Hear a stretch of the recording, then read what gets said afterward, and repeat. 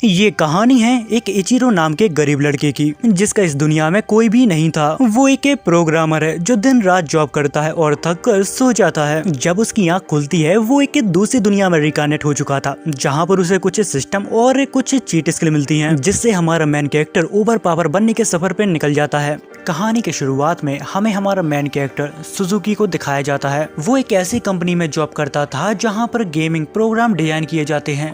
तभी उसके पास उसका एक मोटा दोस्त आता है। वो उसे बताता है कि हमें डेडलाइन खत्म होने से पहले इस गेम को कंप्लीट करना होगा। इतना कहने के बाद उसका दोस्त यहाँ से चला जाता है, जहाँ पर इचिरो को काम करते करते रात हो जाती है। जहाँ पर पूरी रात मेहनत करने के बाद इचिरो उस गेम को टेस्टिंग के लिए तैयार कर लेता है। काम खत्म होने के बाद वो यहाँ पर काफी थक जाता है, तो वो जाके ऑफिस में ही सो जाता है। जब उसकी आंख खुलती है तो वो एक अजीब सी ही दुनिया में आ गया था। वो अपने चारों तरफ देखता है, पर उसको समझ में नहीं आता कि आखिर वो इस समय कहाँ पर है। पहले उसे लगता है कि वो शायद सपना देख रहा है, पर जब वो अपने फोन को चेक करता है तो उसमें कोई भी नेटवर्क नहीं होता है। जिसके बाद वो फोन में अपना चेहरा देखता है और उसकी एक फोटो लेता है, जहाँ पर उसे पता चलता है कि अब उसकी एज काफी ज्यादा कम हो गई है।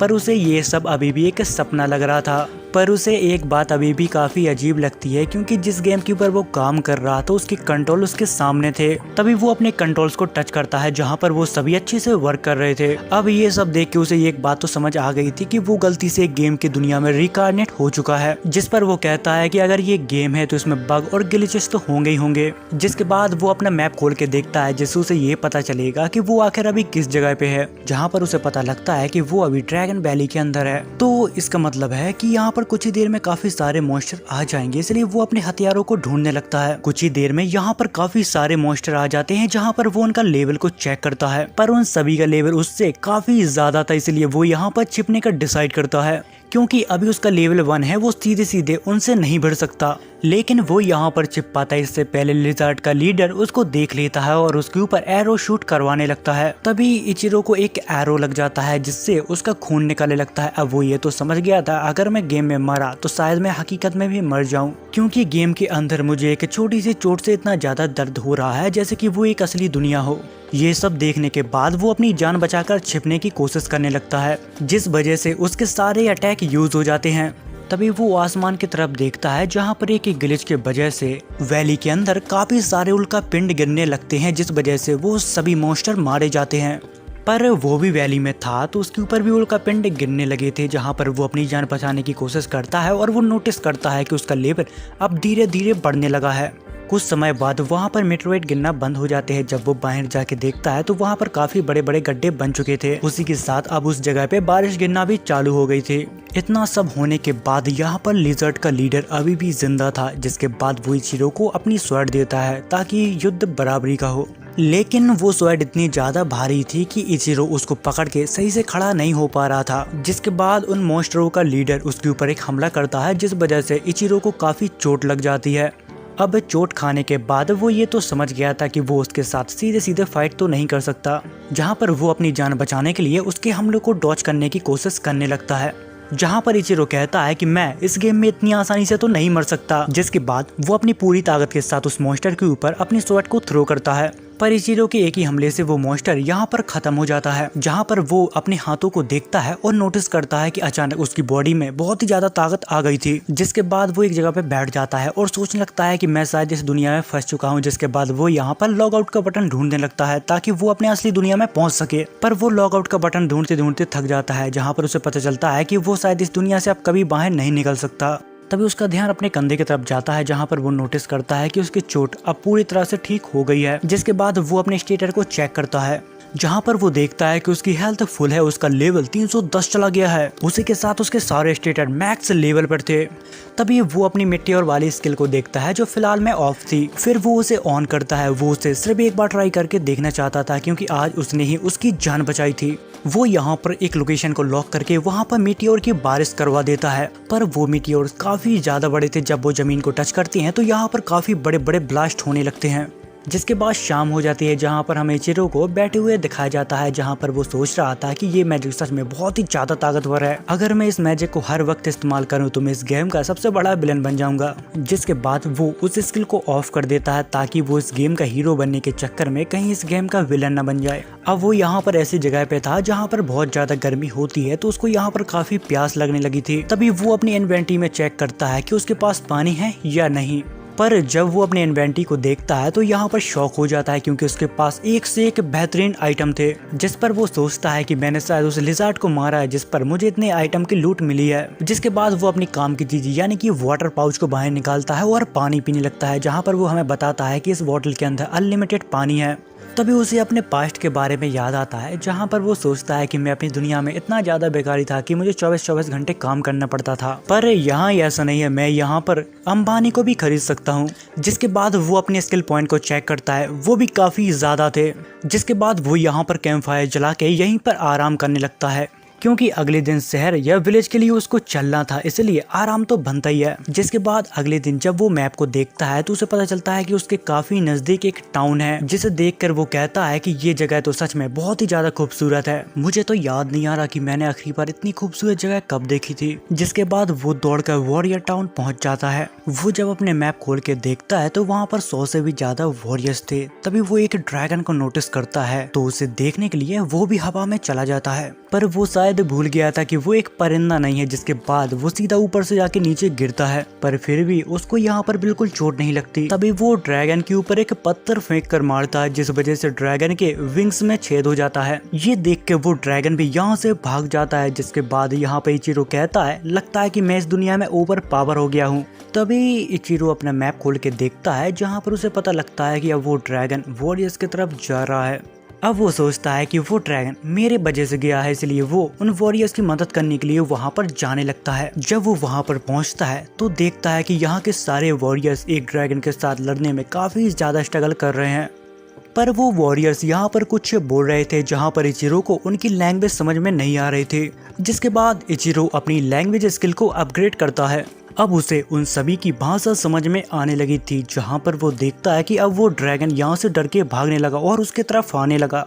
तभी उन वॉरियर्स का लीडर एक लड़की से कहता है, हमें इस ड्रैगन को यहाँ से भागने नहीं देना है, हम इसको यहीं खत्म कर देंगे। तभी वो लड़की उस ड्रैगन के ऊपर एक बहुत ही खतरनाक अटैक करती है, जिस वजह से वो भी यहाँ पर हवा में उड़ जाती है।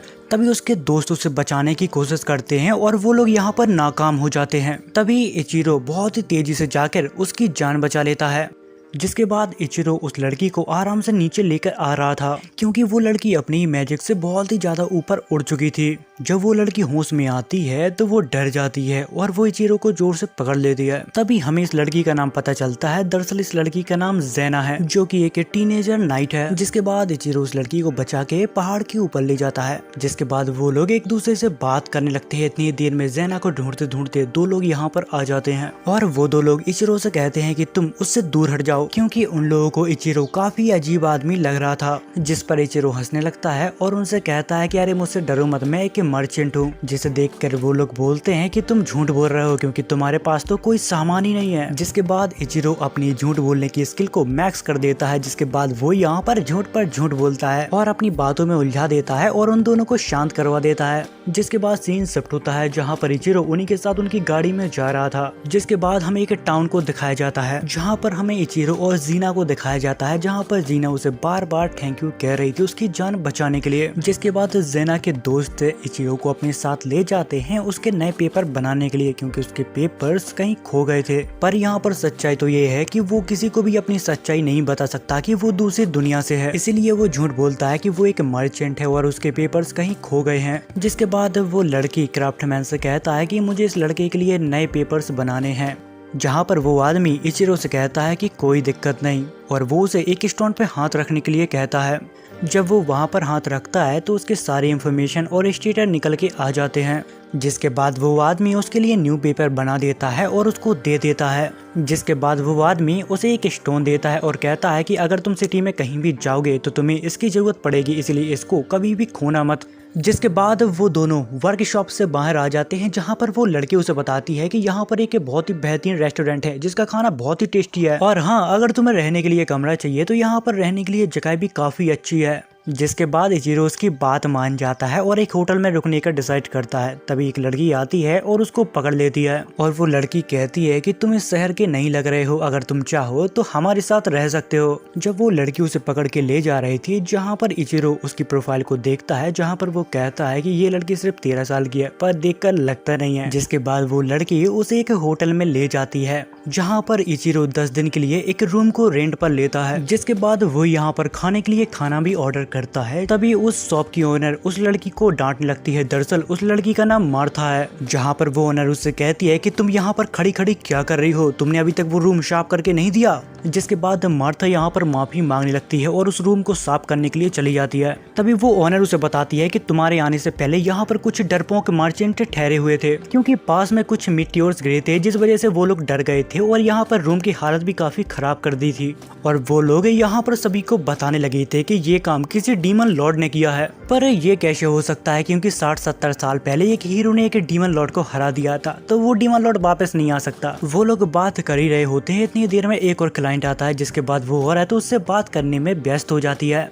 जिसके बाद इचिरो अपना यहाँ पर खाना खाने लगता है। उसको ये खाना काफी ज्यादा टेस्टी लगता है। इतनी ही देर में यहाँ पर मार्था आ जाती है और वो इचिरो से कहती है कि मैंने कहा था ना कि तुम्हें ये जगह बहुत अच्छी लगेगी। जिस पर इचिरो कहता है कि हाँ, पर तुम मुझे कुछ शॉप दिखा सकती हो, क्योंकि मुझे कुछ आइटम खरीदना है। जिस पर मार्था हाँ कहती है और उसे मार्केट ले जाती है। तभी हमें वहाँ पर एक डेमी ह्यूमंस को दिखाया जाता है, जहाँ पर एक इंसान उसे धक्का मार के नीचे गिरा देता है और वो आदमी कहता है कि तुम लोग यहाँ पर क्यों आए हो, तुम्हें पता है ना कि ये जगह तुम्हारी नहीं है और तुम यहाँ पर जिंदा नहीं रह सकते। जिस पर इचिरो उस आदमी को समझाने लगता है कि देखो, जितना हक तुम्हारी इस दुनिया पर रहने का है उतना ही उनका भी है। जिस पर वो आदमी इचिरो के ऊपर गुस्सा होने लगता है और कहता है कि अगर ये तुम्हारे साथ है तो तुम इसे अपनी ही सिटी में रखो। इतना कहने के बाद वो आदमी यहाँ से चला जाता है। उसके जाने के बाद इचिरो उन बच्चों से बात करने लगता है और उनका सामान बांध के उन्हें वापस दे देता है, जिस पर वो बच्चे काफी खुश हो जाते हैं। जिसके बाद वो बच्चे एक लड़की के पास चले जाते हैं, जहाँ पर वो लड़की भी एक डेमी ह्यूमंस थी। वो लोग अपना पेट पालने के लिए बाजार में कुछ सामान बेचने के लिए आए थे। इतनी ही देर में यहाँ पर मार्था आती है। वो इचिरो से कहती है कि तुम डेमी ह्यूमन से काफी अच्छे से बात कर रहे थे। जिस पर इचिरो से कहता है तो क्या हुआ, तुम्हें कोई दिक्कत है क्या। जिस पर मार्था उसे बताती है कि कुछ समय पहले यहाँ पर काफी सारे फार्मर आए थे ताकि वो अपनी फसलों को बेचकर एक अच्छी से जिंदगी स्टार्ट कर सके, पर डेमी ह्यूमंस ने उन बेचारों को मार डाला और उनको लूट लिया। जिसके बाद बात करते करते वो लोग यहाँ पर एक शॉप पर पहुँचते हैं, जहाँ पर काफी अनोखे मास्क मिल रहे थे। तभी इचिरो वहाँ से एक मास्क और एक विग को खरीद लेता है ताकि वो काम आने पर अपनी असलियत सभी से छुपा सके। जिसके बाद वो दोनों वापस होटल लौट आते हैं, जहाँ पर इचिरो मार्था से कहता है कि खाने में जो जो भी टेस्टी हो सब कुछ ले आओ। जिसके बाद मार्था उसके लिए काफी सारे खाने की चीजें ले आती है। यहाँ का खाना बहुत टेस्टी था, तो इचिरो यहाँ पर सब कुछ खा जाता है। जिसके बाद सीन शिफ्ट होता है, जहाँ पर इचिरो हमें बताता है कि आज उसने कुछ ज्यादा ही खा लिया, जिस वजह से उसका आज पेट दर्द दे रहा है। फिर वो अपने कुछ दिन पहले के हादसों के बारे में सोचता है और कहता है कि मुझे नहीं लगता कि ये ड्रीम है, ये तो मुझे एक नई दुनिया जैसी लग रही है। अगर वो यहाँ पर मरा तो वो शायद हकीकत में भी मर सकता है। तभी वो अचानक अपने रूम से बाहर निकल के यहाँ पर भागने लगता है और दूर जाके इस टाउन को ध्यान से देखता है, पर फिर भी उसे कुछ भी समझ में नहीं आ रहा था। जहाँ पर वो कहता है अगर मैं इस जगह से बाहर नहीं निकल सकता तो मुझे यहाँ पर रहने में कोई दिक्कत नहीं है। ये दुनिया मेरी दुनिया से तो बहुत अच्छी है, क्योंकि मेरी दुनिया में ऐसा कोई नहीं था जो मेरा इंतजार करे या फिर मेरी चिंता करे, पर यहाँ पर मैं आजाद हूँ, मैं जो चाहूँ वो कर सकता हूँ। जिसके बाद हमें अगले दिन का सीन दिखाया जाता है, जहाँ पर मार्था इचिरो को सुबह से जगाती है और कहती है तुम्हें तैयार हो जाना चाहिए, तुमसे मिलने तुम्हारी गर्लफ्रेंड आई है। ये सुनने के बाद वो काफी शॉक हो जाता है, क्योंकि वो तो यहाँ पर किसी को जानता भी नहीं। इतनी ही देर में यहाँ पर ज़ेन आ जाती है और वो उसे गुड मॉर्निंग कहती है, जहाँ पर इचिरो उससे कहता है कि तुम यहाँ पर क्यों आई हो। जहाँ पर वो बताती है कि आज मेरी छुट्टी है, तो मैंने सोचा कि हम लोग कहीं घूमने चलते हैं। जिसकी बात इचिरो मान जाता है और उसके साथ घूमने के लिए चला जाता है। जेना उसका खाने का शौक देखकर उसे अलग अलग शॉप पर ले जाती है, जहाँ पर वो दोनों काफी एंजॉय करते हैं। तभी इचिरो ज़ेरा से पूछता है कि आखिर तुम अपने विंड मैजिक को इतनी अच्छी तरह से इस्तेमाल कैसे कर लेती हो। जिस पर ज़ेना उसे बताती है कि विंड मैजिक इतना भी आसान नहीं है, मैंने उसकी बचपन से प्रैक्टिस की है। जिसके बाद वो दोनों घूमते घूमते मिलिट्री वॉल पर पहुंच जाते हैं। यहाँ पर कोई आम इंसान तो नहीं आ सकता, लेकिन ज़ेना यहाँ पर मिलिट्री में है तो उसको किसी ने रोका नहीं। जिस पर इचिरो कहता है कि मुझे ऐसी जगह बहुत पसंद है जहाँ से मैं सभी नज़ारों को एक साथ देख सकूँ। तभी जीना कहती है कि इसे देखने के बाद हम मिलिट्री टावर की तरफ चलेंगे। उसी के साथ मैं तुम्हें चर्च भी दिखाना चाहती हूँ। जिसके बाद वो दोनों चर्च पहुंचते हैं, जहां पर ज़ेना उसे डीमन लॉर्ड और हीरो की फाइट के बारे में बताती है। उसी के साथ वो उसे एक पेंटिंग भी दिखाती है जहां पर एक हीरो डीमन लॉर्ड के साथ फाइट कर रहा था। उसी के साथ वो ये भी बताती है कि इस स्वॉर्ड का नाम है होली स्वॉर्ड। अगर कोई हीरो इसे चलाता है तो वो ऑटोमेटिक ब्लू कलर की हो जाती है। तभी इचिरो उससे पूछता है कि अगर कोई इंसान जो हीरो ना हो, अगर वो उस स्वॉर्ड को चलाएगा तो क्या होगा। जिस पर ज़ेना उससे कहती है कि शायद वो इंसान उस स्वॉर्ड को अपने पूरी ताकत के साथ इस्तेमाल ना कर पाए। वो लोग बात कर ही रहे होते हैं, इतनी ही देर में उस चर्च की वहाँ पर प्रेस्टिस आ जाती है और वो उन दोनों को बताते हैं कि हर कोई होली स्वॉर्ड को नहीं चला सकता, सिर्फ वही चला सकता है जिसको स्वयं गॉड ने चुना हो। जिसके बाद वो दोनों चर्च के बाहर आ जाते हैं, वो अपने घर पे जाने की तैयारी करने लगते हैं। तभी इचिरो अपने हीरो टाइटल को इन्वेंटरी में ढूंढने लगता है, क्योंकि उसके पास बहुत सारे टाइटल हैं, जिसमें से काफी सारे टाइटल तो गॉड किलर नाम से थे। जिसे देखकर वो कहता है कि ये कैसे हो सकता है, मैं तो अभी तक किसी भी गॉड को नहीं मारा। जब वो इन्वेंटरी में चेक करता है तो उसको पता लगता है जब उसने मिट्योर की बारिश करवाई तो वहीं पर एक गॉड दब के मर गया था। जिस पर वो सोचता है कि अब मैं ये काम दोबारा नहीं करूंगा जिससे गॉड मारे जाएं और लोग मुझे इंसानियत का दुश्मन समझने लगे। जिसके बाद वो लोग कार्ट में बैठकर मिलिट्री टावर की तरफ जाने लगते हैं। तभी ज़ेना उसे एक छोटे से टावर को दिखाती और कहती है कि आज से 2 साल पहले एक छोटे ड्रैगन ने उसे तोड़ दिया था, पर उसे टावर का नुकसान ज्यादा नहीं हुआ क्योंकि वो एक छोटा ड्रैगन था। लेकिन आज से 40 साल पहले यहाँ पर एक बहुत ही बड़ा ड्रैगन आया था जिसने बाहर की बॉल को पूरा तोड़ के रख दिया था और उसके वजह से यहाँ पर काफी तबाही भी मची थी। तभी हमें यहाँ पर कुछ लोगों की भीड़ दिखाई जाती है, जहाँ पर एक आदमी उन सभी को यहाँ पर बहकाने की कोशिश कर रहा था। वो आदमी सबसे कहता है कि भले ये लोग डीमन ना हो, पर ये लोग ये कोई डीमन से कम भी नहीं है। वो यहाँ पर लोगों के बीच अपनी पत्थर की शेल ज्यादा करना चाहता था और सभी से कहता है कि मेरे पत्थर खरीदो और इन सभी को मारो। वो लोग ऐसा करने ही वाले थे, इतनी ही देर में वहाँ पर ज़ेना आ जाती है और वो उन सभी को रोकती है, लेकिन वो लोग उसको ही उल्टा सीधा कहने लगते हैं। ये सब होते हुए इचिरो भी दूर से देख रहा था, पर वो वहाँ पर जाने से पहले उन सभी की अच्छे से चेकिंग करता है, जहाँ पर उसे पता चलता है कि कुछ बदमाश उन बेचारे डेमी ह्यूमंस को फंसाना चाहता है। तभी वो लोग उन डेमी ह्यूमंस के ऊपर पत्थर फेंकने लगते हैं, जहाँ पर ज़ेना अपने मैजिक से उन लोगों को बचा रही थी। दूसरी तरफ इचिरो लोगों के बीच में कुछ बदमाशों को देखता है, वो उन्हें हटाने की कोशिश करता है क्योंकि वही लोग ये दंगा भड़का रहे थे। जिसके बाद इचिरो उनके लीडर को पकड़ के लोगों को हवाले कर देता है और उन सभी को समझाने की कोशिश करता है कि ये आदमी आप सभी को भड़काने की कोशिश कर रहा था ताकि सभी लोगों को बेवकूफ बना के वो यहाँ पर अच्छे पैसे छाप सकें। ये बातें वो लोगों को बता ही रहा था। इतनी देर में उस लीडर के अंदर एक डीमन जागने लगता है। तभी इचिरो उन बच्चों से कहता है कि तुम यहाँ पर सुरक्षित नहीं हो, तुम चाहो तो मेरे साथ चल सकते हो। जिस पर डेमी ह्यूमंस कहते हैं कि हम आपके साथ नहीं चल सकते क्योंकि हमारे मास्टर ने यहाँ से जाने के लिए मना किया है।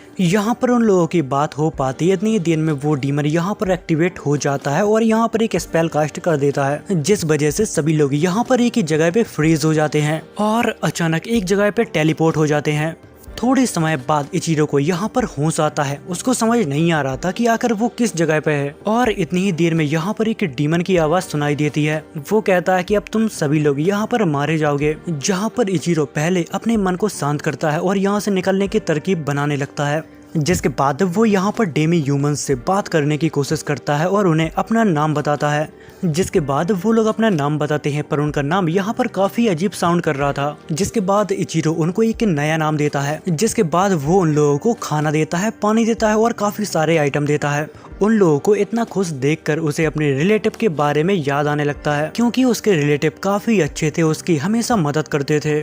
जिसके बाद वो यहाँ पर मैप को खोल लेता है और यहाँ से बाहर निकलने का रास्ता ढूंढने लगता है। और हाँ, उन तीनों का नाम उसने लीजा, पोची, तामा रखा था। उसने यहाँ से निकलने की पूरी प्लानिंग कर ली थी। जिसके बाद वो लीजे को यहाँ पर एक स्वैड देता है। जिसके बाद वो लोग यहाँ से जाने लगते हैं। उसी के साथ वो सबको बताता है कि अगर तुम्हारे सामने कोई मॉन्स्टर आ जाए तो तुम्हें क्या करना है। वो लोग कुछ ही दूर पहुँच पाते हैं। इतनी देर में उनका सामना एक मॉन्स्टर से होता है। तब लीजे उसे बताती है कि वो मॉन्स्टर अभी किसी को खा रहा है, तो हमारे पास मौका है और हम उस मॉन्स्टर को खत्म कर सकते हैं। जिस पर इचिरो सोचने लगता है कि ये मुझसे बहुत ही ज्यादा कमजोर है, लेकिन इसको पता है कि कब लोहा गर्म है, कब हथौड़ा मारना है। तभी इचिरो अपने मैजिक गन को बाहर निकालता है और उसके लेवल को मैक्स करता है और एक ही झटके में उस मॉन्स्टर को खत्म कर देता है। जिसके बाद वो उस मॉन्स्टर के बॉडी पार्ट से वो एक खंजर बनाता है और तमा को दे देता है ताकि वो अपनी रक्षा कर सके। उसी के साथ वो उस मॉन्स्टर का कोर भी निकाल लेते हैं। जिसके बाद वो लोग यहाँ से फिर से आगे की तरफ बढ़ जाते हैं। फिर वो उन तीनों की तरफ देखता है और सोचता है कि अगर इसी तरह से मैं सभी मॉन्स्टर को मारता रहूं, जिस वजह से इन लोगों की स्किल इंप्रूव नहीं कर पाएगी और ये लोग मेरे ऊपर निर्भर हो जाएंगे। जिसके बाद इचिरो उन सभी को कुछ न कुछ काम दे देता है ताकि उन सभी का थोड़ा अनुभव बढ़ जाए। वो लोग कुछ दूर चल पाते हैं, इतनी देर में उनके सामने एक बड़ा मॉन्स्टर आ जाता है। यहाँ पर इचिरो नहीं चाहता था कि वो अकेले उस मॉन्स्टर को हराए। जिसके बाद वो यहाँ पर अपनी टीम को भी शामिल करता है ताकि उन सभी का अनुभव बढ़ जाए और हाँ, डेंजर सिचुएशन को कैसे संभालना है वो भी वो लोग सीख जाएं। जहाँ पर थोड़ी देर बाद वो लोग उस मॉन्स्टर को मार गिराते हैं। जिसके बाद उन सभी को यहाँ पर काफी सारे मॉन्स्टर मिलते हैं जिनको हरा के वो लोग थक जाते हैं। जिसके बाद वो सभी लोग यहाँ पर आराम करने का डिसाइड करते हैं और यहाँ पर खाना भी खाते हैं।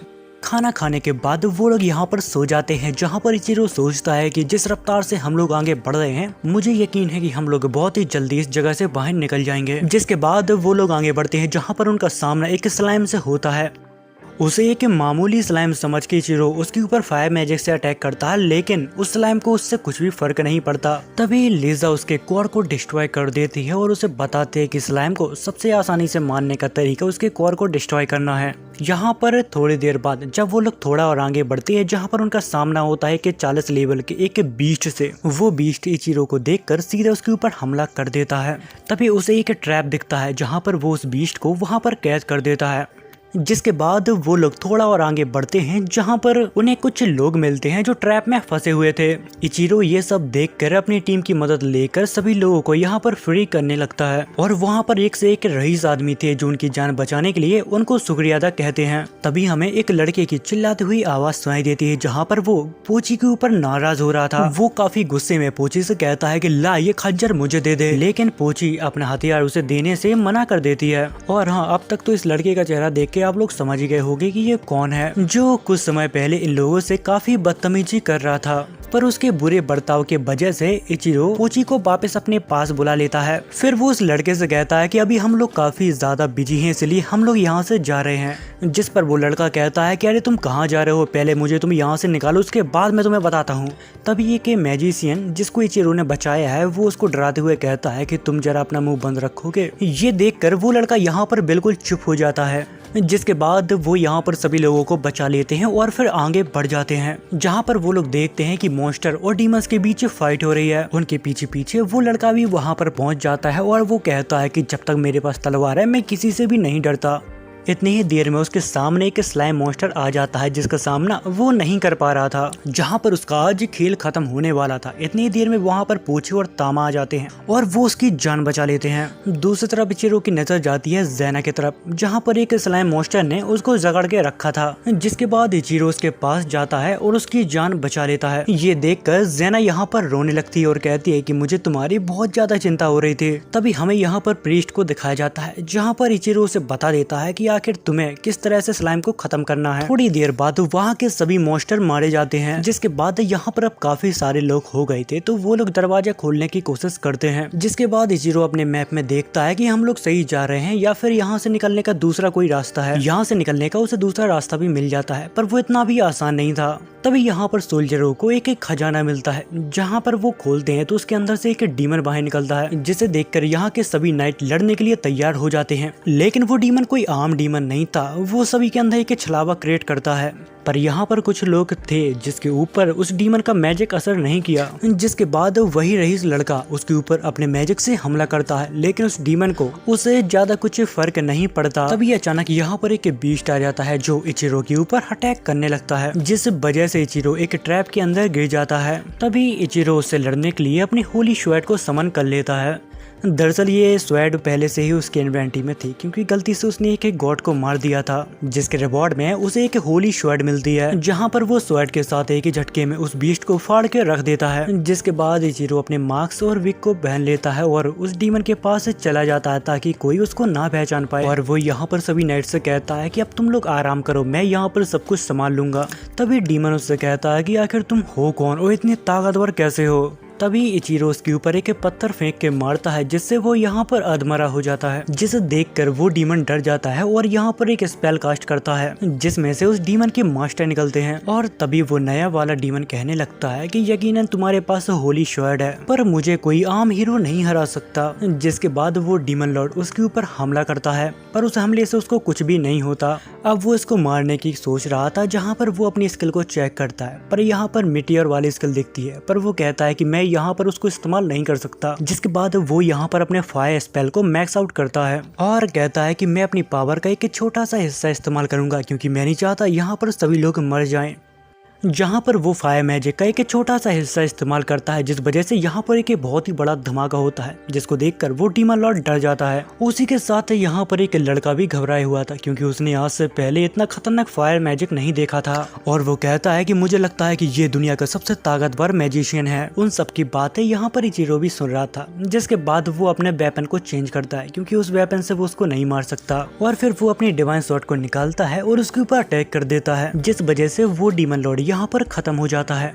जिसके बाद सीन कट होता है जहाँ पर वो सभी लोग अब उस भूल भुलैया से बाहर निकल आए थे और फिर तभी वहाँ पर वही मार्केट वाला लड़का आ जाता है। वो तामापोची से माफी मांगता है अपने रूड व्यवहार के लिए। तभी ये कि हबीबी इचिरो को अपने पास बुलाता है और तामापोची को उसको सौंप देता है और कहता है कि आज से ये मेरे पास गुलाम नहीं रहेंगे, आज से ये दोनों आजाद हैं। ये सुनकर वो दोनों यहाँ पर काफी खुश हो जाती हैं। उसी के साथ वो हबीबी कहते हैं कि हमारे पास और भी काफी सारे डेमी ह्यूमंस हैं, तुम चाहो तो उनको भी आजाद करवा सकते हो। तभी अंदर से दो स्लेब बाहर निकलती हैं। एक का नाम लुलू और दूसरे का नाम आरिसा था। जहाँ पर आरिसा कहती है कि आपने हमारी जान बचाई इसलिए आज से इचिरो सामा मैं आपकी हूँ। ये सुनने के बाद इचिरो काफी शॉक हो जाता है क्योंकि उसने उसे इचिरो सामा कहा था जो एक जैपनीज वर्ड है। तभी इचिरो को एक आइडिया आता है ये चेक करने के लिए कि वो जैपनीज है या नहीं। जिसके बाद वो लुलू के पास जाता है और उसके कान में कुछ कहता है और फिर वही बात वो आरिसा से भी कहता है जिस वजह से आरिसा एक बहुत ही बेकार चेहरा बना लेती है और कहती है कि इस दुनिया में सबसे गंदी चीज स्पाइडर है जिससे मैं सबसे ज्यादा नफरत करती हूँ। जिसके बाद वो लोग यहाँ से जाने लगते हैं जहाँ पर इचिरो सोचता है कि मुझे पहले से ही शक था कि ये जैपनीज है, कम से कम मुझे इस अनजानी दुनिया में कोई अपने देश का तो मिला। थोड़ी देर बाद इचिरो सभी को एक जगह पे रोकता है ताकि वो एक दूसरे को इंट्रोड्यूस करवा सके। तभी तामापोची अपने आप को आरिसा से इंट्रोड्यूस करवाती है जहाँ पर आरिसा उनके सिर पर हाथ रखती है और कहती है कि मैं आज से पहले कभी तुम जैसे प्यारी लड़कियों से नहीं मिली। जिसके बाद उन लोगों को यहाँ पर भूख लगने लगती है। तभी इचिरो सभी को एक रेस्टोरेंट में ले जाता है जिसके बाद वो लोग यहाँ पर खाना खाते हैं जो उन्हें बहुत ही पसंद आता है। लेकिन इचिरो यहाँ पर खाना नहीं खा रहा था, उसका ध्यान लुलू और आरिसा के कपड़े के ऊपर था क्योंकि उन दोनों ने स्लेब्स के कपड़े पहने थे। जिसके बाद वो यहाँ से चला जाता है और सभी से कहता है कि तुम लोग खाना खाओ, मुझे मार्केट से कुछ जरूरी सामान लाना था। जिसके बाद वो मार्केट से कुछ क्लॉथ खरीदता है। तभी रास्ते में उसे कुछ खाने की महक आती है जिसके बाद वो उसे भी पैक करवा लेता है। जब वो यहाँ से जा रहा था तभी रास्ते में उसे कुछ भूखे डेमी ह्यूमंस मिलते हैं जिसे देखकर उसे दया आ जाती है और वो उसे अपने पैकेट दे देता है। जिसके बाद वो होटल पहुंचता है जहां पर तामापोची और एरिसा उसका इंतजार कर रहे थे। वो कहते हैं कि हमारे ऊपर ये कपड़े कैसे लग रहे हैं। जिसके बाद सीन शिफ्ट होता है जहां पर इचिरो मार्था की मॉम के पास जाता है और उनसे कहता है कि हमें कुछ और रूम चाहिए। जिस पर वो कहती हैं कि मैं तुम्हें रूम तो दे दूंगी पर यहाँ पर कुछ लोग हैं जो डेमी ह्यूमन से बहुत नफरत करते हैं। जिसे देखकर यहाँ पर तामापोची डर जाते हैं। तभी आरिसा इचिरो का हाथ पकड़ के कहती है कि आप बहुत ही अच्छे हो मास्टर। तभी हमें एरिसा की पावर दिखाई जाती है जहां पर वो किसी को भी कंट्रोल कर सकती है। वो यहाँ के सभी लोगों को कंट्रोल करके उनके बीच से डेमी ह्यूमंस का डर हटा देती है। जिसके बाद लोग यहाँ पर नॉर्मल हो जाते हैं जैसे कि यहाँ पर कुछ हुआ ही नहीं था। जिसके बाद इचिरो से थैंक यू कहता है और सभी को उनके कमरे में छोड़ देता है। जिसके बाद हमें अगले दिन का सीन दिखाया जाता है जहाँ पर मार्था और ज़ैना उसे सुबह सुबह से जगाने के लिए आए थे। तभी इचिरो जागता है और कहता है कि शोर मत मचाओ, मैं जाग गया हूँ। पर वो दोनों अचानक यहाँ पर उसके ऊपर काफी ज्यादा गुस्सा होने लगती है क्योंकि उनने कुछ ऐसा देख लिया था जिससे ज़ैना यहाँ पर बहुत ही ज्यादा नाराज होती है क्योंकि उसने लुलू को देख लिया था उसके कमरे के अंदर, वो भी उसके साथ ही सो रही थी। ये सब देखकर ज़ैना यहाँ से नाराज होके चली जाती है। तभी इचिरो अपने कपड़े पहनकर खिड़की से नीचे कूद जाता है और ज़ैना को समझाने की कोशिश करता है। वो उससे कहता है कि देखो तुम्हें गलत फहमी हुई है, जैसा तुम्हें लगता है वैसा कुछ भी नहीं है। जिसके बाद वो सारी की सारी बातें उसे बता देता है। ये सुनने के बाद ज़ेना कहती है कि तो फिर ये बात है, जिसके बाद इचिरो उसकी तारीफें करने लगता है। ये सुनकर ज़ेना यहाँ पर खुश हो जाती है। तभी हमें अरीसा को दिखाया जाता है जो उन दोनों की बातों को सुनकर यहाँ पर मुस्कुरा रही थी। तभी इचिरो उसके सिर पर उंगली मारता है और कहता है कि सभी को बुला लाओ। जिसके बाद अरीसा उन सभी को बुलाने के लिए यहाँ पर दौड़ के चली जाती है, जिसे देख कर इचिरो को लगता है कि रात को उसने मुझसे कुछ कहा था कि जब वो इस दुनिया में आई थी, जब उसने अपने पुराने यादों के साथ लोगों की मदद करने का सोचा था, लेकिन पहले सब कुछ ठीक था और फिर धीरे धीरे लोगों के बीच बंटवारा होना चालू हो गया और इसी का फायदा एक दुश्मन ने उठाया और राजा को मार डाला, जिससे उस देश के ऊपर डीमन अटैक करने लगे और उस देश की अर्थव्यवस्था बिल्कुल खराब हो गई। जब वो देश तबाह हो रहा था, जिसके बाद वो लोग अपनी जान बचा के वहाँ से भाग गए और अपने लिए रहने के लिए एक नई जगह ढूंढने लगे। पर वो लोग बहुत ही भूखे थे। जिसके बाद वो एक स्लेब से मिले, जहाँ पर स्लेब्स ने उन्हें खाना पीना दिया, पर बदले में उन्हें अपना गुलाम बना लिया। जिसके बाद अरीसा यहाँ पर सभी लोगों को बुला लाती है, पर यहाँ पर लुलू नहीं आई थी क्योंकि उसकी तबीयत आज खराब थी। जिसके बाद इचिरो अरीसा को बहुत सारे पैसे देता है और कहता है कि हमारे ग्रुप को जिस भी चीज की जरूरत हो वो तुम खरीद के लाओगी, आज से ये तुम्हारा काम है। तभी अरीसा उसके कान में कहती है कि ये बहुत ज्यादा पैसे हैं, इसलिए मैं इन पैसों को सेफ रखने के लिए इसके ऊपर मैजिक करने वाली हूँ। जिसके बाद वो लोग यहाँ से चले जाते हैं, जहाँ पर ज़ेना इचिरो से कहती है कि सच में ये लोग बहुत ही अच्छे हैं।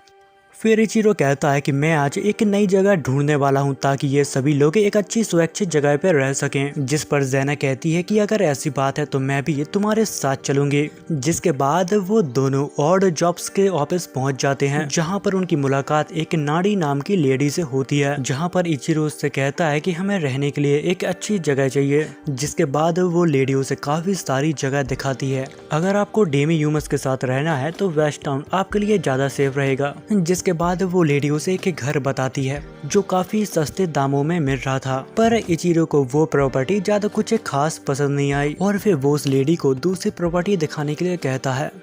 जिसके बाद वो लेडी एक मार्केट प्लेस में उसे घर बताती है, पर उसे ये भीड़ भाड़ वाली जगह ज्यादा कुछ पसंद नहीं आती। जिसके बाद वो लेडी उसे एक और घर दिखाती है जो बाहर से देखने में काफी ज्यादा अच्छा लग रहा था, पर जब वो अपने मैप में चेक करता है, जहाँ पर उसे पता लगता है कि घर के नीचे क्राइम गिल्ड की छिपने की जगह है, तभी इचिरो उस लेडी से कहता है कि इस घर की हालत देख के हमें लग रहा है कि हम यहाँ पर नहीं रह सकते, इसलिए तुम हमें कुछ और जगह दिखाओ। पर उस लेडी के पास अब कोई भी ऐसी जगह नहीं बची थी जहाँ पर डेमी ह्यूमंस अच्छे से रह सके, और वो कहती है कि अभी तो मेरे पास कोई और जगह नहीं है, अगर मिलेगी तो मैं तुम्हें जरूर इन्फॉर्म कर दूंगी। जिसके बाद वो दोनों मार्केट में आ जाते हैं, जहाँ पर उनकी मुलाकात तामा और पोची से होती है और वहीं पर एरिसा होती है। वो इचिरो से कहती है कि मेरे बाल कैसे लग रहे हैं, जिस पर इचिरो उससे कहता है कि तुम्हारे ऊपर ये कलर बहुत ही अच्छा लग रहा है और तुम अब पहले से काफी ज्यादा क्यूट लग रही हो। जिसके बाद इचिरो और ज़ेना एक एक्सेसरीज शॉप पर आ जाते हैं, जहां पर इचिरो उसे एक एयरिंग गिफ्ट करता है,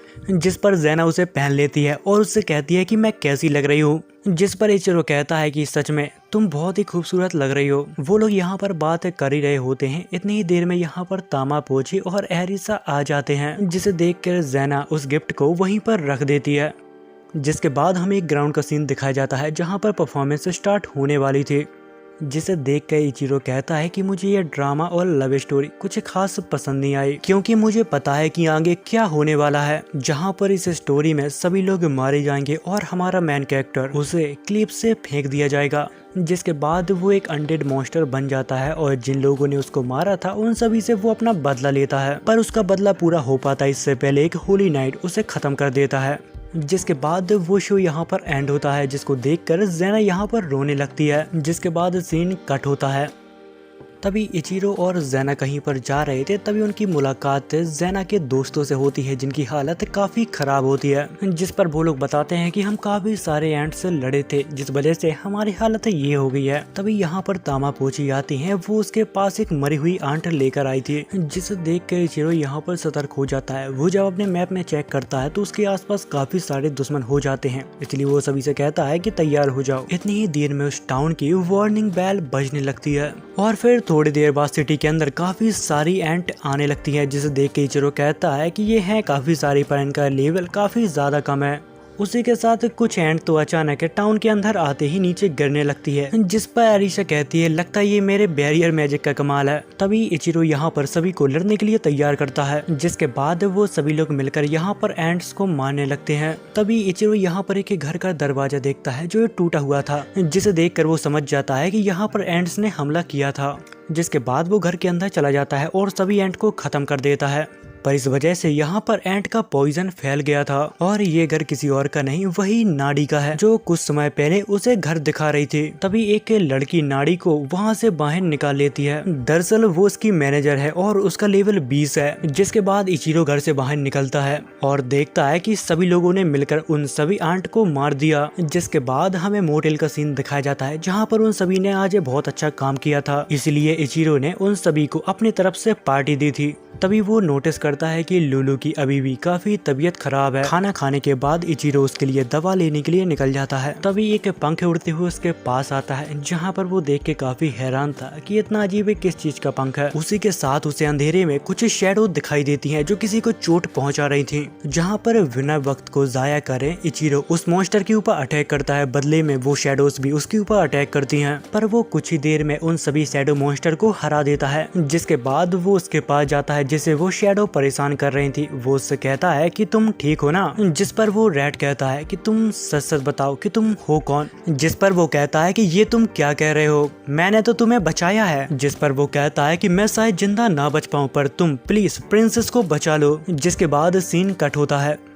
वो ऑड जॉब के ऑफिस के बाहर खड़ा था, पर काफी रात हो गई थी तो सभी लोग सो गए थे, इसलिए कोई दरवाजा नहीं खोल रहा था। जिसके बाद वो अपने मैजिक से यहाँ पर एक की बनाता है। वो वहाँ का दरवाजा खोलकर उन दोनों को वहाँ पर आराम करने के लिए कहता है, बट उन दोनों के शोर के वजह से यहाँ पर मैनेजर और नाड़ी जाग जाते हैं और देखने के लिए आ जाते हैं कि आखिर माजरा क्या है। जिस पर इचिरो से कहता है कि मैं तुम्हें डिस्टर्ब नहीं करना चाहता था, पर ये देखो ये शायद तुम्हें जानता है। जब मैनेजर उसे देखती है तो पहचान लेती है कि ये रेड आर्मी का मार्क्स है और वो कहता है कि रेड हेड के अलावा मैंने यहाँ पर किसी और को भी बचाया है। पर मैनेजर उसे देखकर चौंक जाती है क्योंकि वो एक एल्फ थी, बिल्कुल मैनेजर की तरह। पर जब वो उसे ध्यान से देखती है तो वो समझ जाती है कि ये तो प्रिंसेस मिया है और वो कहती है कि चाहे कुछ भी हो जाए हमें इसे बचाना ही होगा। तभी प्रिंसेस अपनी आंखों को खोलती है, वो इचिरो को देखती है और कहती है ये तो बहुत अच्छा है और फिर सो जाती है। जिसके बाद नाड़ी और इचिरो उसके लिए दवा लेने के लिए चले जाते हैं। जिसके बाद सीन कट होता है।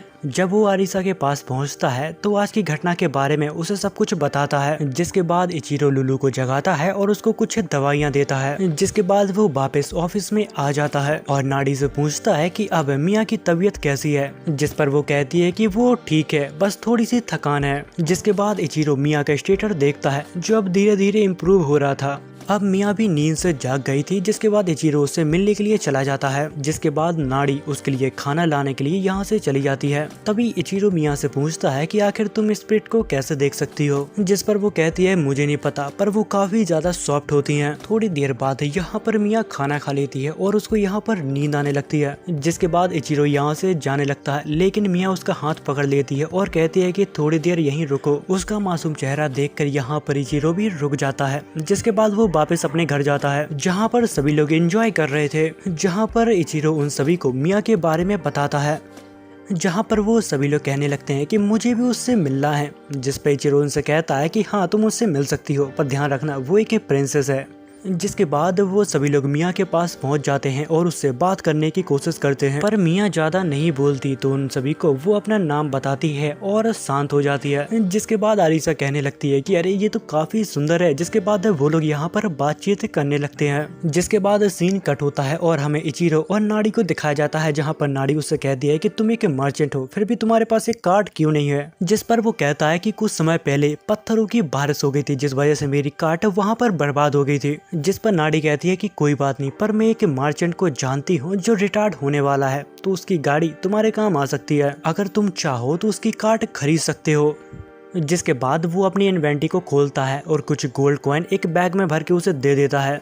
जिसके बाद हमें कुछ समय बाद का सीन दिखाया जाता है जहाँ पर इचिरो की कार्ड आ गई थी। तभी नाड़ी वहाँ पर आती है, वो उसे कुछ पेपर देके उसे उस कार्ड का ऑफिशियल ऑनर बना देती है। जिसके बाद इचिरो नाड़ी से पूछता है कि आखिर मिया का घर है कहाँ पर, जहाँ पर वो बताती है कि तुम्हें साउथ की तरफ जाना है और वहाँ पर तुम्हें एक एल्फ विलेज मिलेगा, वही है उसका घर। और फिर इचिरो लुलू से कहता है कि मुझे देखो कार्ड चलानी नहीं आती, तो फिर तुम्हें ही चलाना होगा, मैं कुछ ही टाइम में तुम्हें देखकर सीख जाऊंगा। जिसके बाद वो कुछ ही दूर तक जाती हैं जहाँ पर मौसम खराब होने लगता है, जिसे देख कर इचिरो कहता है कि अब मुझे चलाने दो, क्योंकि इचिरो ने अपनी ड्राइविंग स्किल को मास्टर कर लिया था। उसी के साथ उसको काफी सारे टाइटल मिलते हैं। तभी अचानक उसे महसूस होता है कि कोई उसके ऊपर नजर रखे हैं। जिसके बाद इचिरो विलेज पहुंचता है जहां पर वो देखता है कि मिया उसका काफी टाइम से इंतजार कर रही थी। उसी के साथ मिया उससे ये भी कहती है कि अब मेरी तबीयत बहुत ही अच्छी है, मैंने अपने आप को एक मैजिक पोशन से ठीक कर लिया। तभी वो इचिरो से कहती है कि मुझे तामा पोची ने बताया कि हनी बंस काफी ज्यादा अच्छे लगते हैं, इसलिए मुझे भी वही खाना है।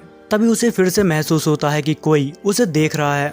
जिसके बाद वो अपने आसपास देखने लगता है। तभी उसको एक उल्लू दिखता है, जिसे देख के वो समझ जाता है कि ये मेरा पीछा कर रहा है। जिसके बाद वो मैनेजर से मिलने के लिए वहां पर चला जाता है। तभी इचिरो उस रेड कमांडर से पूछता है कि आखिर मिया के साथ क्या हुआ था, जहां पर वो रेड बताता है कि मिया को कुछ लोगों ने किडनैप किया, जिसके बाद उन्होंने एक अंधेरी जगह पे उसे बंद कर दिया था, पर पता नहीं कैसे वो वहां से बाहर निकल आई। फिर उसने कहानी अपनी रेड मार्क्स को बताई और फिर हम सभी ने उसकी मदद की। तभी उन लोगों को नीचे से कुछ लोगों की चिल्लाने की आवाज आने लगती है, जिस वजह से मैनेजर वहां पर देखने के लिए जाने लगती है। लेकिन इचिरो जब अपने मैप में देखता है तो वहां पर कोई भी नहीं होता। जिसके बाद इचिरो बच्चों के पास जाता है क्योंकि बाहर का मौसम खराब था। जिसके बाद वो यहाँ पर बच्चों को कहानियां सुनाने लगता है। तभी वहाँ पर मिया आती है, वो सभी को एक कहानी सुनाने वाली थी, जहाँ पर कहानी थंडर स्ट्राइक और ड्रैगन के बारे में थी। तभी इचिरो तामा को देखता है, जो किसी चीज को देखकर डर रही थी और उसके मुंह से कुछ भी आवाज नहीं निकल रही थी। जब वो भी उस तरफ देखता है तो उसे वही आउल दिखता है और फिर तभी अचानक वो आउल एक विजार्ड के अंदर ट्रांसफॉर्म हो जाता है। पर इचिरो को अभी भी समझ में नहीं आ रहा था, वो बड़े ध्यान से उसको देख रहा था।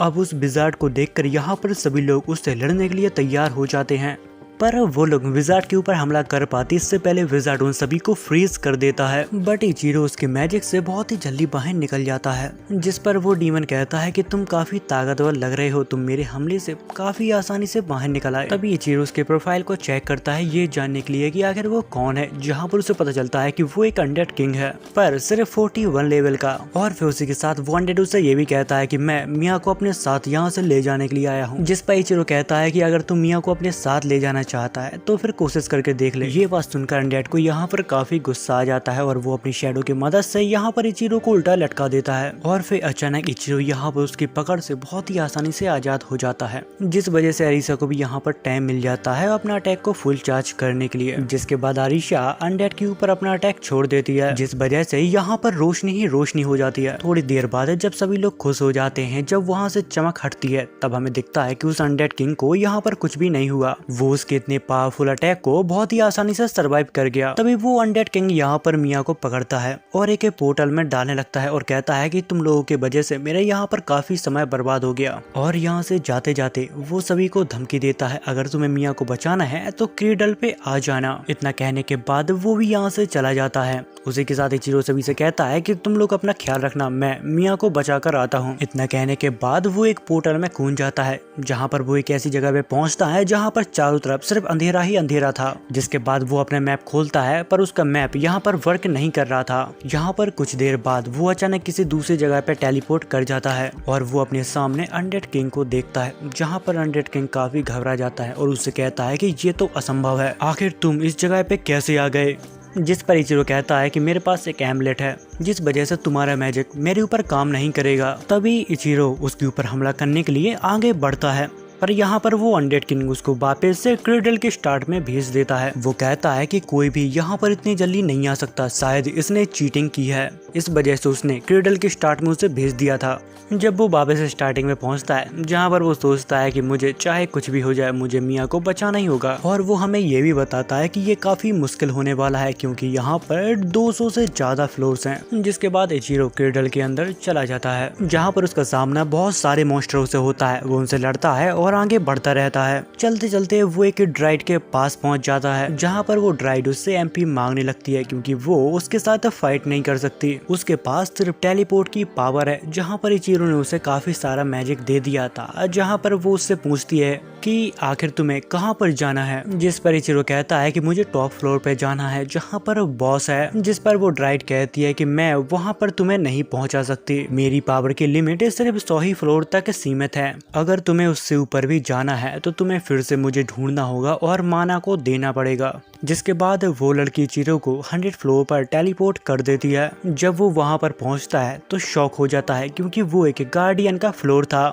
और वहां पर काफी ज्यादा गार्डियंस भी थे। उसी के साथ उन सभी की रक्षा करने के लिए एक बड़ा सा आयरन गोलेम था। तभी वो गार्डियंस लड़कियां वो उससे कहती है कि तुम यहाँ पर पहुंच गए हो तो इसका मतलब तुम काफी ताकतवर हो, पर यहाँ पर उसका सबसे बड़ा खतरा गोलेम था। तो वो गोलेम की कमजोरियां यहाँ पर ढूंढने लगता है। तभी इचिरो अपनी गन निकाल के उस गोलेम के सिर पर शूट करता है, जिस वजह से वो गोलेम यहाँ पर हार जाता है। गोलेम के हार जाने के बाद वो गार्डियंस यहाँ पर प्लान बनाने लगते हैं इचिरो को हराने का। जिसके बाद यहाँ से 3 लड़कियों में से 2 लड़की यहाँ से भाग जाती हैं, पर यहाँ पर तीसरी लड़की इचिरो के साथ फाइट करती है, पर इचिरो एक ही झटके में उसको यहाँ पर बेहोश कर देता है। जिसके बाद वो उसको बेड पर लेटा देता है और उसके रूम को एक्सप्लोर करने लगता है। तभी उसको नजर जाती है कि यहाँ पर भी एक ड्राइड होगा। जिसके बाद वो उसे ढूंढने के लिए निकल जाता है। ढूंढते ढूंढते उसको एक ड्राइड मिल भी जाती है, पर वो यहाँ पर काफी ज्यादा कमजोर थी। जिसके बाद इचिरो उसे पानी पिलाता है और फिर वो थोड़ी देर में यहाँ पर वापस तंदुरुस्त हो जाती है। जिसके बाद वो ड्राइड उससे मैजिक पावर मांगने लगती है और इचिरो भी उसको मैजिक पावर दे देता है। जिसके बाद वो ड्राइड अब विश पूरी करने के लिए तैयार हो चुकी थी, जहां पर इचिरो उससे कहता है कि मुझे टॉप फ्लोर पर टेलीपोर्ट कर दो, जहां पर वो ड्राइड उसे टॉप फ्लोर पर टेलीपोर्ट कर देती है। थोड़ी समय बाद वापस इचिरो की मुलाकात उस अनडेड किंग से होती है, जहां पर वो अनडेड कहता है कि तुम कोई मार्चेंट नहीं हो, तुम एक लेजेंडरी वॉरियर हो। जिसके बाद वो किंग अपनी एक बहुत ही भयंकर स्वॉर्ड निकालता है और कहता है कि अगर तुम यहाँ पर आ गए हो तो इसका मतलब ये नहीं है कि तुम मुझसे जीत जाओगे, और अगर तुमने मुझे हरा दिया तो ये स्वॉर्ड तुम्हारी हो जाएगी, पर उससे पहले तुम्हें यहाँ पर काफी सारे लोगों से लड़ना होगा और हो सकता है कि वो तुमसे काफी ज्यादा स्ट्रॉन्ग हो। अनडेड किंग के कहने के बाद यहाँ पर काफी सारे गार्डियंस और काफी सारे गोलेम भी आ जाते हैं, पर जब इचिरो उनकी पावर लेवल को चेक करता है तो वो काफी ज्यादा कम होती है। जिसके बाद वो भी उन सभी गोलेम से लड़ने के लिए तैयार हो चुका था। जिसके बाद वो अपनी फाइटिंग स्किल को मैक्स करता है और सीधा उस गोलेम के ऊपर अटैक कर देता है। उसी के साथ उसे उन सभी के साथ फाइट करने में अपने ज्यादा एफर्ट नहीं लगाने पड़ रहे थे। और फिर कुछ ही देर बाद यहाँ पर इचिरो सभी को हरा देता है। उनमें से सिर्फ एक लड़की को होश था, जहाँ पर इचिरो एक ही पंच में उसको भी सुला देता है, पर सोते सोते वो कहती है प्लीज मेरी मास्टर की आखिरी विश पूरी कर देना। जिसके बाद वो इस स्टेज को क्लियर कर लेता है और अनडेड किंग के पास पहुंच जाता है, जिसे देखकर वो अनडेड किंग काफी शॉक होता है और रिवॉर्ड के रूप में उसे शॉट देता है। उसी के साथ वो हंसती हुई कहता है कि मैं काफी लंबे समय से किसी ऐसे को ढूंढ रहा था जो मुझे मार सके। तभी अनडेड किंग उसे बताता है कि मैंने एक समय पे बहुत सारे लोगों को मारा था, वो सब मैंने इसलिए किया था क्योंकि उन सभी ने मेरी मासूम फैमिली को मार दिया था, जिस वजह से भगवान ने उसे हमेशा के लिए श्राप दे दिया और वो एक अनडेड बन गया। इसलिए तुम मुझे मार डालो, मैं अब इस जिंदगी में नहीं रहना चाहता। जिसके बाद इचिरो स्वॉर्ड को बाहर निकालता है जो यहाँ पर काफी ग्लो कर रही थी। वो एक ही झटके में उस अनडेड किंग को यहाँ पर खत्म कर देता है, पर वो मरते समय अनडेड यहाँ पर काफी ज्यादा खुश था क्योंकि उसे लग रहा था कि अब वो शायद अपनी फैमिली से वापस मिल पाएगा। अनडेड के मर जाने के बाद इचिरो को यहाँ पर एक टाइटल मिलता है, उसके साथ उसे एक रिंग भी मिलती है। तभी इचिरो को याद आता है कि किंग के मर जाने के बाद थोड़ी देर बाद ये जगह तबाह हो जाएगी। तभी वो यहाँ पर सभी को इकट्ठा करने लगता है ताकि वो सभी को एक साथ यहाँ से टेलीपोर्ट कर सके। तभी इचिरो को एक और लड़की के बारे में याद आता है जो नीचे बेहोश पड़ी हुई थी।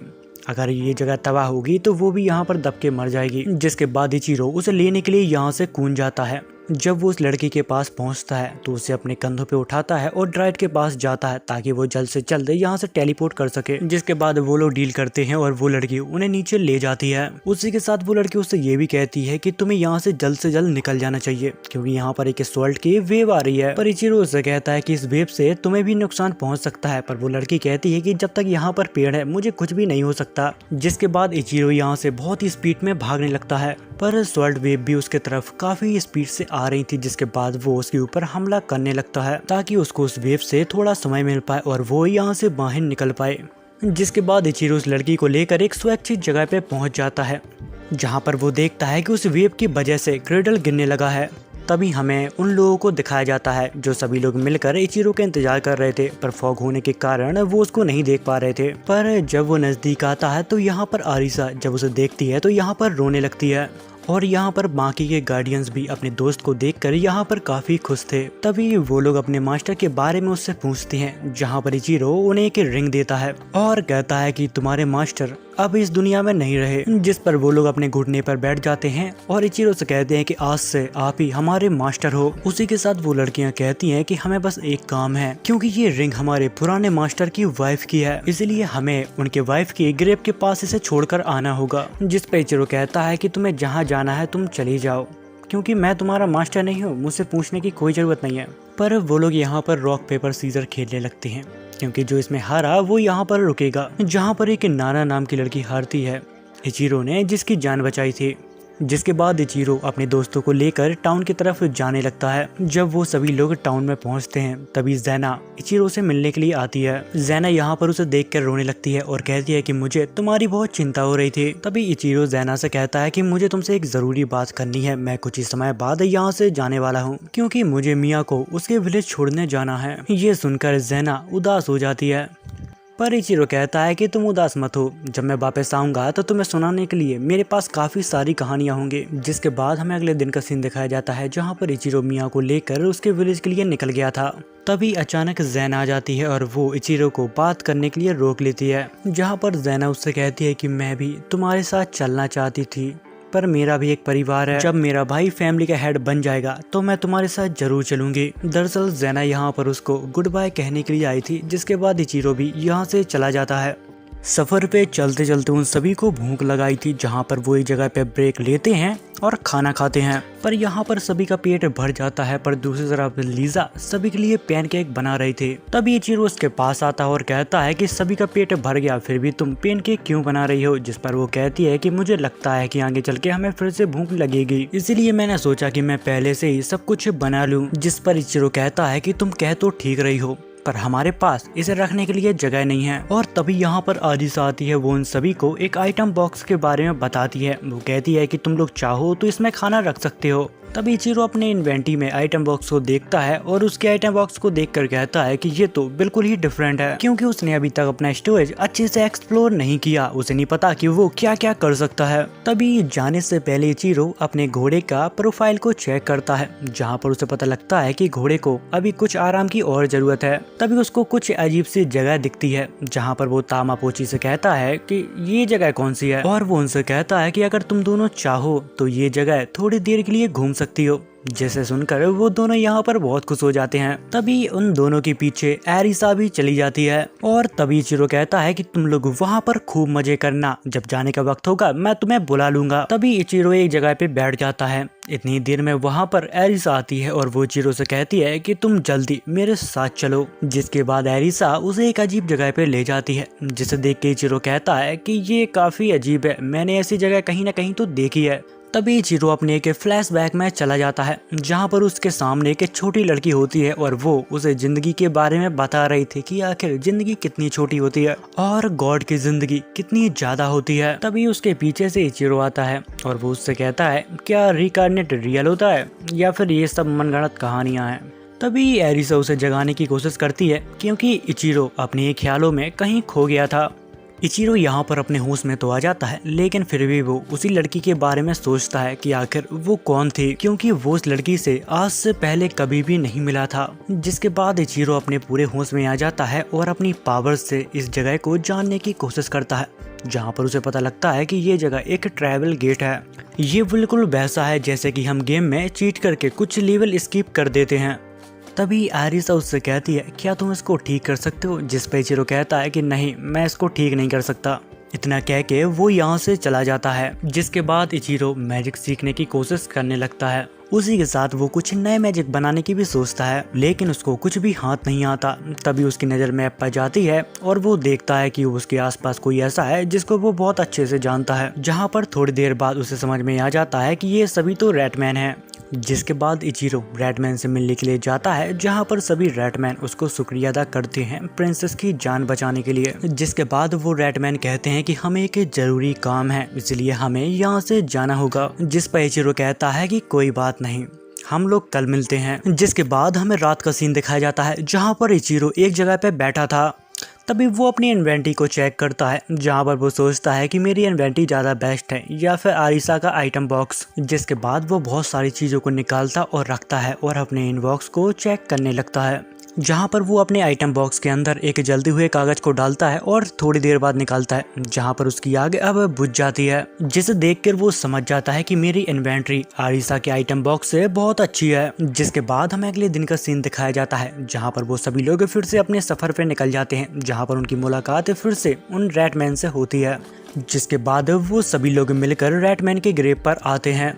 वो रैटमैन जिसने अपनी जान कुर्बान कर दी मिया की जान बचाने के लिए। जिसके बाद मिया उसके ग्रेव के पास जाती है और उसको शुक्रिया अदा कहती है। उसी के साथ मिया यहाँ पर प्रे भी करती है ताकि उसकी आत्मा को शांति मिले। तभी उसके प्रेयर के वजह से यहाँ पर वो ट्री ग्लो करने लगता है। जिसके बाद वो लोग आगे बढ़ जाते हैं जहाँ पर वो देखते हैं कि एक इंसान एक औरत को परेशान कर रहा है। तभी इचिरो उसका चेहरा देखता है जहाँ पर लीसे उससे कहती है कि इससे तुम्हें संभल के रहना होगा क्योंकि ये बुरा आदमी है। क्योंकि मैं इससे एक बार सिटी में मिली थी जहाँ पर ये मेरे पैसे टैक्स के नाम पर छीनने की कोशिश कर रहा था। जहाँ पर थोड़ी देर बाद वो आदमी यहाँ से चला जाता है। जिसके बाद इचिरो उन लोगों के पास जाता है और उनको एक मैजिक पोशन देता है क्योंकि उन सभी की हालत काफी खराब थी और वो जल्दी से जल्दी रिकवर हो जाएं।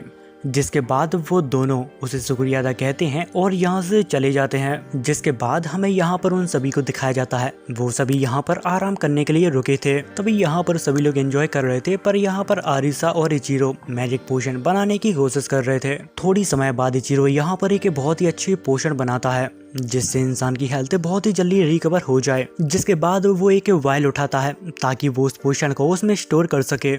तभी वो उसके नीचे देखता है तो वहाँ पर एक मैजिक सर्कल बना होता है। तभी वो नोटिस करता है कि उसका आइटम अब खत्म होने वाला है। जिसके बाद वो अपनी आसपास की सिटी को ढूंढने लगता है। तभी मैप में उसे एक नौकी नाम की सिटी मिलती है। कुछ समय बाद वो लोग नौकी सिटी पहुंच जाते हैं। तभी वो लीसे के साथ एक शॉप पर जाता है जहाँ पर उसकी मुलाकात एक इंसान से होती है जो बहुत ही तेजी से वहाँ से भाग रहा था। जिसके बाद वो लोग शॉप के अंदर जाते हैं जहाँ पर उनकी मुलाकात एक लेडी से होती है और वो उससे पूछती है कि तुम्हें क्या क्या चाहिए। जिसके बाद इचिरो अपने सभी आइटम का नाम बता देता है कि उसको क्या क्या चाहिए। जिस पर वो लेडी कहती है कि मुझे माफ़ करना, मैं तुम्हें ये सभी सामान दे देती पर तुमसे पहले जो इंसान आया था वो सभी आइटम को लेकर चला गया। जिसके बाद इचिरो शॉप से बाहर निकलता है और लीसे से कहता है कि तुम यहाँ से अभी जा सकती हो, मैं थोड़ी देर में आता हूँ।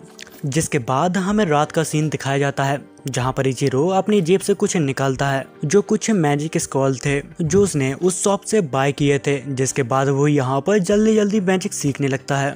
जिसके बाद वो यहाँ पर घूमने लगता है ताकि अपने मैप को अच्छे से अनब्लॉक कर सके। तभी वो चलते चलते एक बाउंड्री को क्रॉस कर लेता है और तभी उसको मैप में पता चलता है कि कुछ लोग उसका पीछा कर रहे हैं।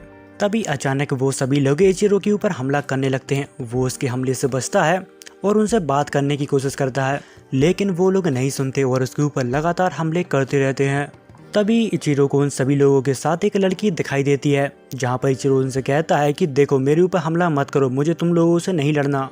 लेकिन वो लड़की इचिरो की बात नहीं सुनती और उसके ऊपर लगातार हमले करती रहती है और वो कहती है कि मेरा मैजिक तुम्हारे ऊपर असर क्यों नहीं कर रहा। जहाँ पर उस लड़की को लगने लगता है कि वो अब उससे हार जाएगी। जिसके बाद वो अपने मास्टर को यहाँ पर बुलाती है।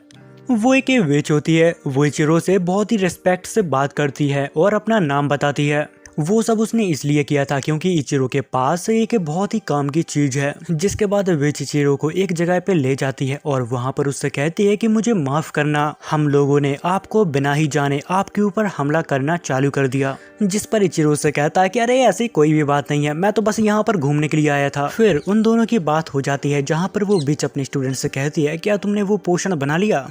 तभी इचिरो उस विच से पूछता है कि आखिर आप इतने सारा पोशन का क्या करोगे। जिस पर वो विच कहती है कि हम इसे सीसी में भर के बेचते हैं।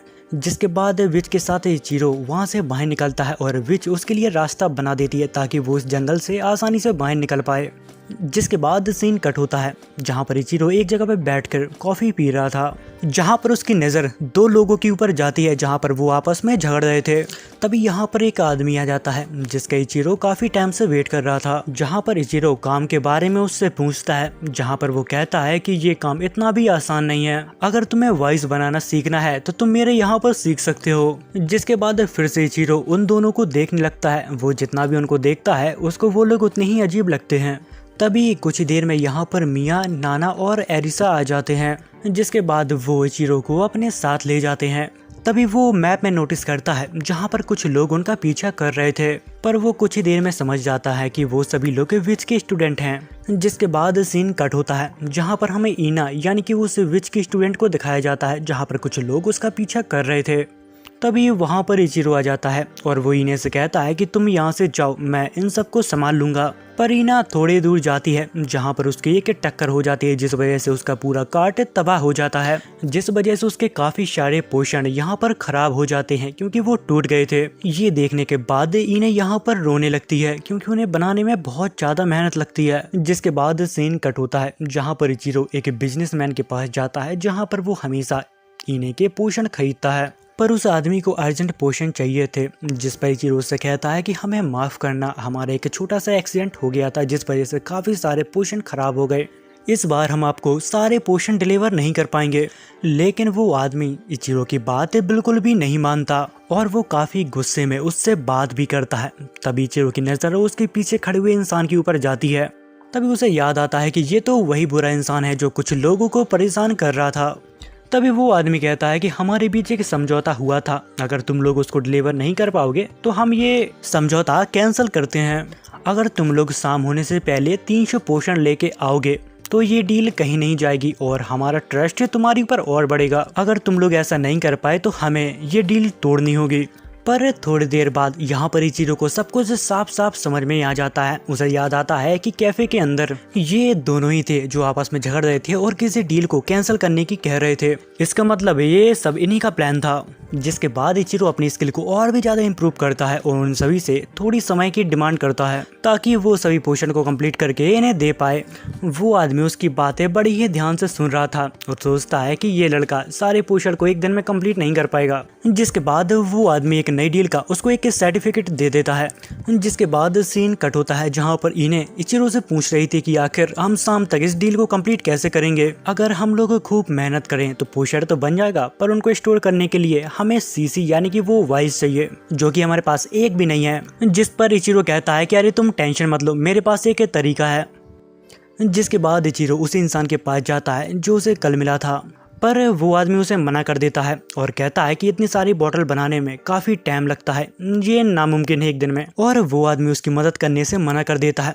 जिस पे इचिरो कहता है कि आपको नहीं मदद करनी है तो मत कीजिए, पर हमें आपका स्टोर एक दिन के लिए चाहिए ताकि हम वाइन्स बना पाएं। पर यहाँ पर वो आदमी बहुत ही अच्छी दिल का निकलता है, जहाँ पर वो कहता है कि अगर तुम्हें मेरी जरूरत या फिर मेरे स्टोर की जरूरत हो तो मैं तुम्हारी जरूर मदद करूंगा। ये सुनकर इचिरो बहुत खुश होता है और उसे थैंक यू कहता है। जब वो लोग स्टोर के अंदर आ जाते हैं जहाँ पर वो लोग वाइस बनाने की कोशिश करते हैं, लेकिन उनसे वो सही से नहीं बन पा रहे थे क्योंकि फर्स्ट टाइम था ना यार। और तभी हमें इचिरो को दिखाया जाता है जिसने कुछ ही समय में यहाँ पर काफी सारे वाइस बना दिए थे, लेकिन उनको सूखने में काफ़ी टाइम लगता है। जहाँ पर मिया अपने मैजिक पावर से उन्हें सुखा रही थी ताकि काम जल्दी से जल्दी हो जाए।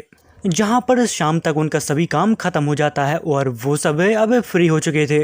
इतनी ही देर में यहाँ पर वो बुरे आदमी आ जाते हैं और वो कहते हैं कि तुमने बिना परमिशन के यहाँ पर वॉइस बनाई, जो कि ऐसा करना यहाँ पर इनलीगल है। जिस पर इचिरो उनसे कहता है कि देखो हम ऐसा कुछ भी नहीं कर रहे हैं, हम यहाँ पर वॉइस बनाना सीख रहे हैं। पर वो बुरा आदमी उसकी बात नहीं सुनता और यहाँ पर चीज़ों को तोड़ने के लिए कह देता है। थोड़ी देर बाद यहाँ पर आरिसा उन टुकड़ों को उठाती है और कहती है कि ये तो हमारे नहीं है। जिस पर इचिरो कहता है कि मुझे पता था कि कुछ ऐसा हो सकता है, इसीलिए मैंने उस वॉइस को ऐसी जगह पर छुपा दिया था जहाँ पर कोई भी उसे ना ढूंढ पाए।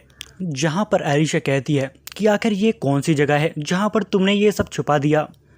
तभी इचिरो अपनी इन्वेंटरी को खोलता है और सभी बोतल को बाहर निकालता है। जिसके बाद सीन कट होता है जहाँ पर हमें उसी आदमी को दिखाया जाता है, जहाँ पर वो आदमी इचिरो से कहता है कि तुम लोग यहाँ पर क्यों आए हो, क्या तुमने 300 बोतल कंप्लीट कर ली है क्या। जिसके बाद इचिरो उस आदमी के पास जाता है और उन्हें डिलीवरी रसीद दे देता है। ये सब देखकर वो काफ़ी शॉक हो जाता है कि आखिर इस लड़के ने ये ऐसा कैसे कर दिया। हमने तो इसकी सारी बोतलों को तोड़वा दिया था।